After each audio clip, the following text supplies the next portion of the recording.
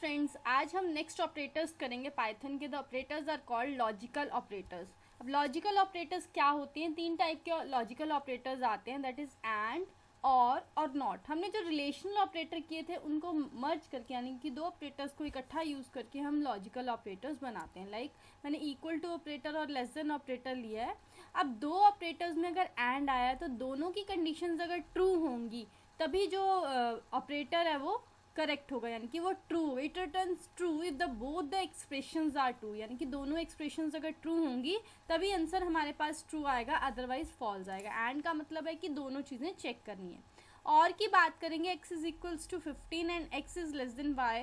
That means कि अगर इसमें से एक कंडीशन भी ट्रू होती है तो हमारा आंसर ट्रू आएगा, अदरवाइज फॉल्स आएगा। ठीक है, दोनों में से एक कंडीशन भी अगर ट्रू हो जाती है तो हमारा आंसर ट्रू आएगा, अदरवाइज फॉल्स आएगा। और नॉट का क्या मतलब है कि जो भी हम लिखेंगे उसका उल्टा, यानी कि अगर हमने लिखा इक्वल 5 तो वो नॉट इक्वल होगा तो इसका आंसर ट्रू आएगा। अगर नॉट इक्वल 5 लिखा है तो इक्वल होगा तो उसका आंसर फॉल्स आएगा। ठीक है, तो ये हमने ध्यान रखना है कि जो भी हमारी कंडीशन होगी हमारी उसकी उल्टी कंडीशन चलेगी नॉट में।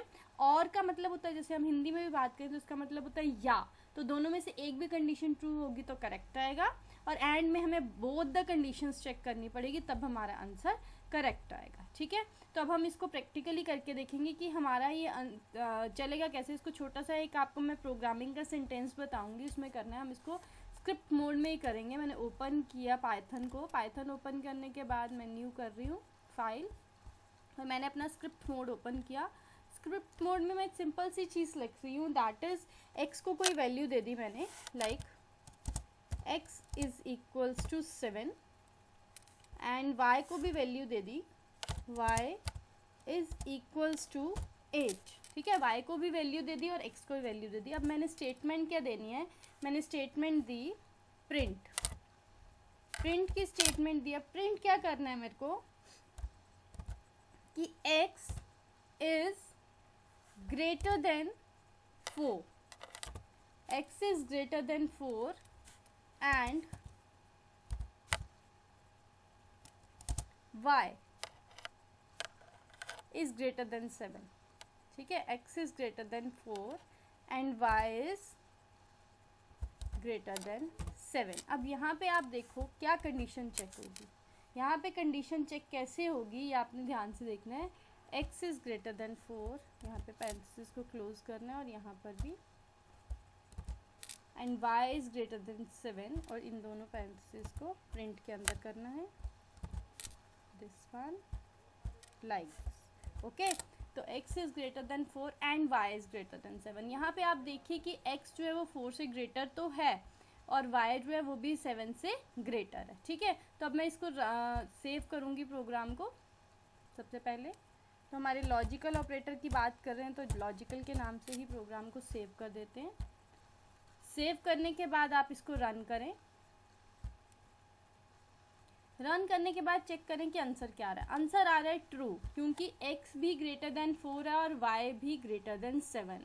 अब यहाँ पे हम लिख देते हैं कि x इज ग्रेटर देन 8, तो अब एक कंडीशन जो है वो मेरी क्या हो गई, फॉल्स होगी। तो देखिए अब मैं इसको रन कर रही हूँ।